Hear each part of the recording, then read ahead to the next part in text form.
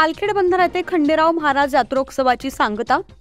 दिंडोरी तालुक्यातील पालखेड बंधारा येथे आज मंगळवारी दिनांक 30 रोजी हजेरीचा कार्यक्रम होऊन खंडेराव महाराज यात्रा उत्सवाची सांगता करण्यात आली।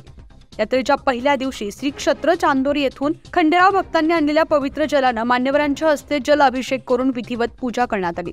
दुपारी खंडेराव महाराज यांच्या सजवलेल्या रथाची गावभर मिरवणूक काढण्यात आली। यावेळी महिलांनी सडा रांगोळी काढून या रथाची मनोभावे पूजा केली।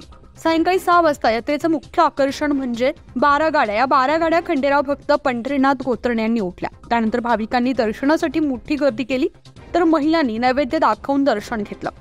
रात्री वाघ्या मुरळीची गाणी तसेच खंडोबा महाराजांची गीतं सादर करून कलावंतांनी जागरणाचा कार्यक्रम केला। यात्रेमध्ये रहाट पाहणे, लहान मुलांसाठी जम्पिंग बलून, खेळण्याची व मिठाईची दुकानं थाटण्यात आली होती। भाविकांनी या दुकानामध्ये खरेदीसाठी गर्दी केली होती। मात्र यशस्वीतेसाठी यात्रा कमिटी व ग्रामपंचायतने विशेष प्रयत्न केलेत।